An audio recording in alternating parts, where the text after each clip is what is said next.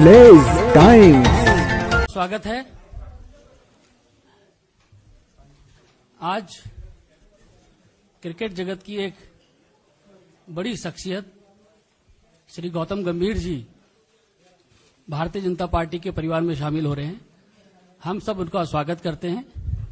सबसे पहले मैं भारतीय जनता पार्टी के वरिष्ठ नेता देश के वित्त मंत्री श्री अरुण जेटली जी से आग्रह करूंगा कि उनका स्वागत करें।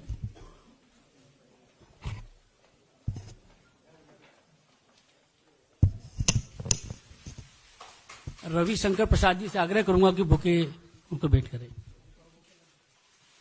और पट्टा दे दो सर, एक पट्टी दे दो।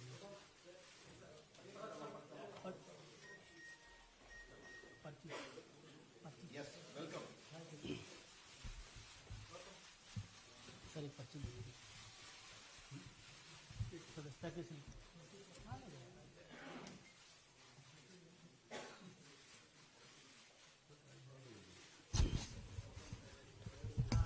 श्री अरुण जेटली जी श्री गौतम गंभीर जी को सदस्यता की पर्ची देंगे।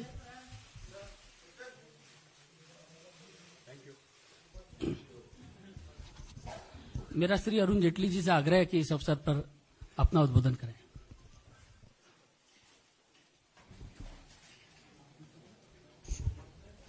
मित्रों,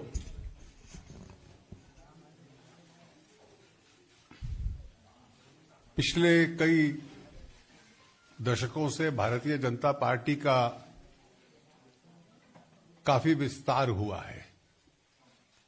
देश के अन्य हिस्सों में भी पहले जहां हम कमजोर होते थे वहां भी विस्तार हुआ है। आज हम वहां भी जीतने की स्थिति में हैं और एक प्रकार से एक वक्त कहा जाता था कि हम एक काडर बेस्ड पार्टी हैं। वो आज भी हमारी विशेषता है, लेकिन उसके साथ साथ हम काडर बेस्ड मास पार्टी भी बने हैं, जिसकी की एक बहुत बड़ी फॉलोइंग और देश का सबसे बड़ा राजनीतिक दल है हम। और हमारी पार्टी में हमारे कार्यकर्ता भी नेतृत्व तक पहुंचते हैं और प्रमुख नागरिक जो देश के हैं,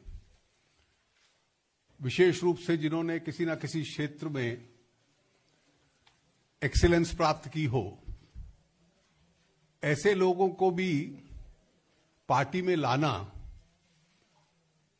और क्योंकि देश की बागडोर हमारी पार्टी के और हमारे सहयोगियों के हाथ में है और उम्मीद है कि रहेगी, तो इस प्रकार के लोगों से हर क्षेत्र की और पार्टी का, सरकार का, देश की नीति का ध्यान जा सके, ये एक हमारी पुरानी नीति रही है। We are also a cadre-based mass party now, where there is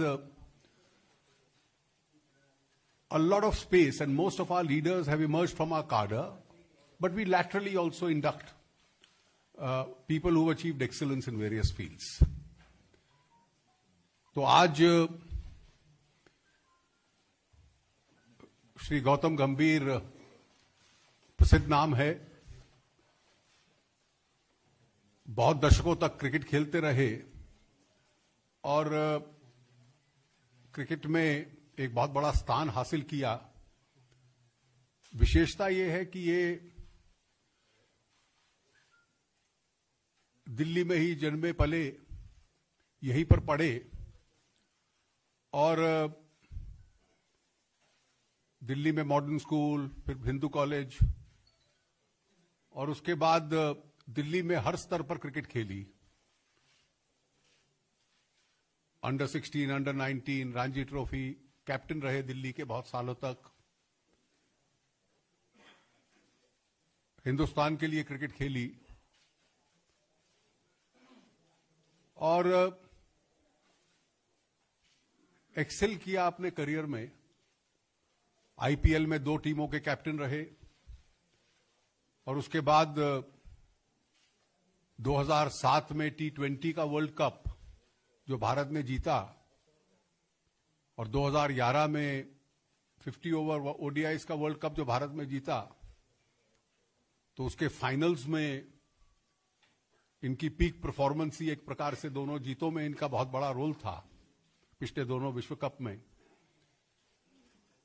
और आज ये भारतीय जनता पार्टी को में शामिल हो रहे हैं और अपने क्षेत्र में काम करने के बाद क्रिकेट की फील्ड में खिलाड़ी के रूप में आप रिटायर रहे हैं, लेकिन खेल के साथ जुड़े हुए हैं कमेंटेटर के रूप में, एक विशेषज्ञ के रूप में। तो आज ये पार्टी में शामिल हो रहे हैं। हम इसको एक बहुत ही महत्वपूर्ण इंडक्शन अपनी पार्टी में मानते हैं और मैं उनका स्वागत करता हूं। अभी वो राष्ट्रीय अध्यक्ष जी से भी मिले हैं और पार्टी में आने से इनका जो पूरा टैलेंट है उसका पार्टी प्रयोग करेगी और मुझे विश्वास है कि पार्टी को इनके आने से बहुत बहुत लाभ होगा। मैं इनका स्वागत करता हूं। एक मिनट, इससे पहले कि गौतम गंभीर जी आपके अपने विचार रखे, रवि जी इस अवसर पर कुछ कहना चाहते हैं। मित्रों, जो माननीय अरुण जेटली जी ने कहा है, तो उसमें दो चीजें जोड़नी है।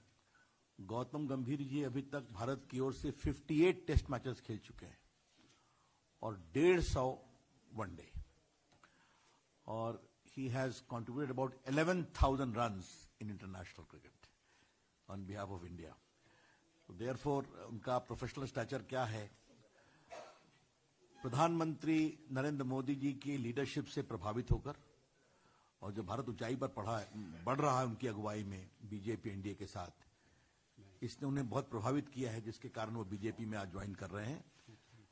बाकी Anil ji,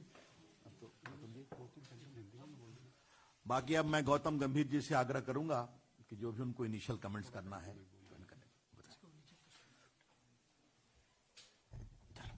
Good afternoon, everyone. First of all, I would like to thank Jetli sir, Ravi Shankar Prasad sir, and BJP for giving me this opportunity to be doing something special for the country. And जैसे sir ने बोला कि obviously मैं हमारे prime minister से बहुत प्रभावित होकर और उनके विजन से बहुत प्रभावित होकर I'm joining this party, and I'm sure that I'm going to live up to their expectations because I've done whatever I could in cricket, and this is a fabulous platform for me to do something really good for this country and take this party forward and make this country a much better place to live. So I'm sure, जैसे sir ने मुझे बोला, with sir's blessing, and I'm going to try and do my best, and thank you very much once again.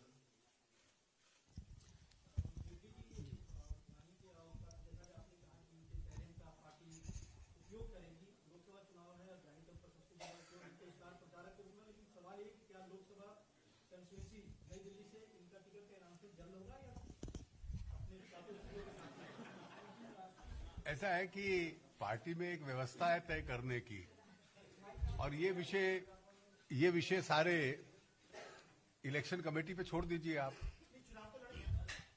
ऐसा ये विषय भी आप election committee पे छोड़ दीजिए। वो पार्टी में शामिल हुए हैं और जो पार्टी कहेगी वही करेंगे। देखिए, वो तो निश्चित रूप से एक कार्यकर्ता के रूप में और एक कैंपेनर के रूप में तो सक्रिय रहेंगे ही। इनका और क्या प्रयोग पार्टी करती है वो औपचारिक रूप से पार्टी निर्णय लेगी। जब निर्णय लेती है आपको बतला देंगे। विकास भदौरिया।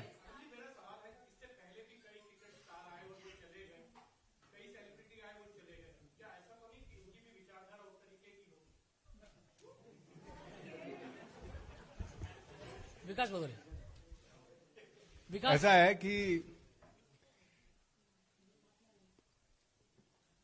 अगर आपने इनके ट्वीट्स पढ़े हों जब ये क्रिकेट खेलते थे,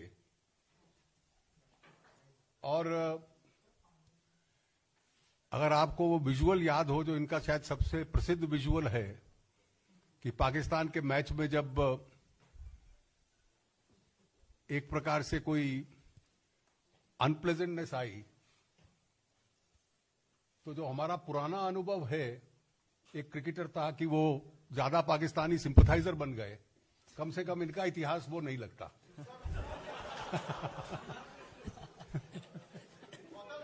जो अनिल जी आप एक जो दुर्भाग्यपूर्ण इसलिए है कि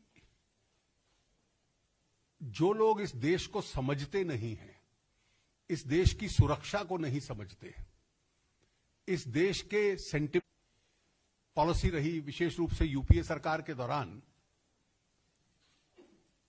मोदी जी के नेतृत्व में उसको इवॉल्व किया है। और इवॉल्व किया है इस दृष्टि से कि अब केवल हम देश में अपनी रक्षा करेंगे, जब वो आएंगे तो उनसे निपटेंगे, अब नीति ये नहीं है। और आवश्यकता के अनुसार उसका एवोल्यूशन हुआ है। Our security doctrine has evolved कि जहां से आतंक आरंभ होता है, अपनी रक्षा करने के लिए हम वहां उसको डिस्ट्रॉय करने जाएंगे। सर्जिकल स्ट्राइक भी यही थी और एयर स्ट्राइक्स भी यही थी। दुनिया का एक देश ऐसा नहीं है कि जिसने इसकी निंदा की हो। हमारे दोनों ऑपरेशन सफल हुए, टेररिस्टों को बहुत बड़ा नुकसान हुआ। हमारा एक भी सिक्योरिटी फोर्सेस का पर्सनल, आर्मी का सर्जिकल स्ट्राइक में या एयरफोर्स का एयर स्ट्राइक में सैक्रिफाइस नहीं हुआ। हमने सिर्फ टेररिज्म पे अटैक फोकस किया और सफल होकर वापस आए, और पूरी दुनिया ने हमारा समर्थन किया। अब आज का ये बयान श्री सैम पित्रोदा का ये दिखलाता है कि उनका मानना यह है कि ये गलत किया हमने। ये तो दुनिया के किसी देश ने नहीं कहा, और किसी ने अगर कहा, ये तो ऑर्गेनाइजेशन ऑफ इस्लामिक नेशंस ने भी नहीं कहा, कंट्रीज ने नहीं कहा, केवल ये पाकिस्तान ने कहा। और उस लाइन को सपोर्ट करने वाले इस देश में आ जाएं और इस देश में एक राजनीतिक दल के आइडियोलॉग हों, तो इस देश का दुर्भाग्य है। मैं ये कहूंगा कि देश को अब यह तय करना है कि वो पुरानी जो सिक्योरिटी डॉक्ट्रिन थी कि वो एलओसी और इंटरनेशनल बॉर्डर को पार करके रोज टेररिस्ट भेजें और हम लोग उसको अपने आप को डिफेंड करते रहें। मैं गौतम गंभीर यहां बैठे हैं तो इसलिए क्रिकेट का उदाहरण देके ज्यादा सरलता से समझाऊंगा। मैच कभी बैकफुट पे खेल के जीता नहीं जाता, फ्रंट फुट पे जीता जाता है, रन तभी बनते हैं। और यही हमारी सिक्योरिटी डॉक्ट्रिन में इवॉल्व हुआ है। अगर गुरु कैसा हो, ऐसा हो और उसके विचार ऐसे हों, तो शिष्य कितना निकम्मा निकलेगा, आज इस देश को भुगतना पड़ रहा है।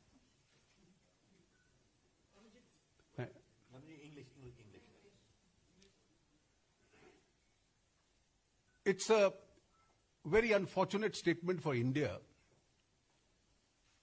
an Indian point of view, that somebody who's an ideologue of the Congress party has said so. I think such people have no connect with India's security requirements. The pain that we have suffered, the loss that we have suffered over the last 3 decades because of terrorism, they have supported us as a time of the airstrikes. Only Pakistan was warning us against such an action. They were disapproving it. And they were using the nuclear bluff. On both occasions, the nuclear bluff was also called off.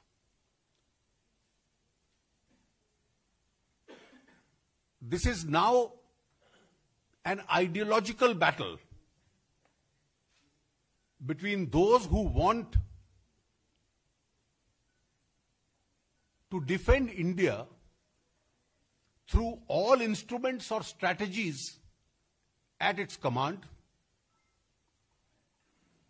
or those who want India to fight against terrorism with kid gloves and with their hands tied behind them.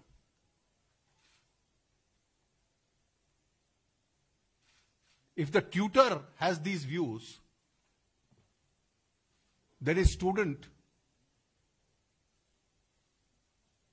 I think, will do what the present student is doing. This is not the first time that a senior leader of the Congress party has made such a statement. Repeatedly such statements have been made. I am sure, and I am repeating what I have said earlier, Mr. Sam Pitroda will be very high in his TRPs on Pakistan TV today. I am equally sure that the level of revulsion against his statement in India will also be very high.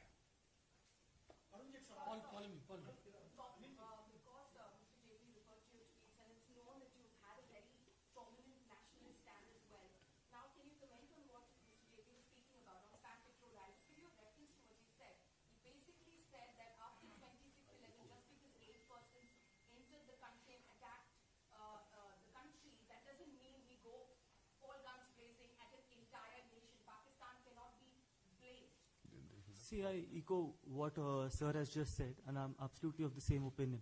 And what Sir has just mentioned to all of you. So, totally endorse that statement. You see, I'll tell you, just adding to what he says in response to your question, there is a basic erroneous premise in that theory. That why blame the whole country for what 8 people entered Mumbai on 26/11.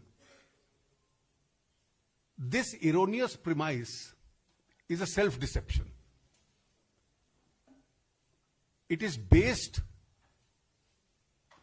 on a presumption that there is a distinction between the state actors and the non-state actors in Pakistan. Post 26/11, the non-cooperative attitude of the Pakistani successive governments and their reaction to Pulwama, coupled with the fact that you had structured camps, not a Shamiana camp in a forest, but these were like military training academies. Such camps operating conclusively shows that there is no distinction between state actors and non-state actors in Pakistan. The non-state actors are only an extended limb of the ISI. एक बात add करना चाहता हूं अरुण जी की अनुमति से।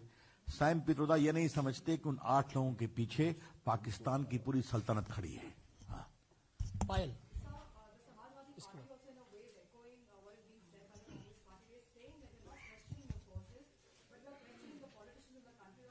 No, they went a step further. Their stand not only compromises the security of India, it compromises India as a nation. To say that the Pulwama attack was self-engineered, is the Samajwadi Party a propagandist for Pakistan? Pakistan could not have loved anything more than the Samajwadi Party stand. Last question. Ashok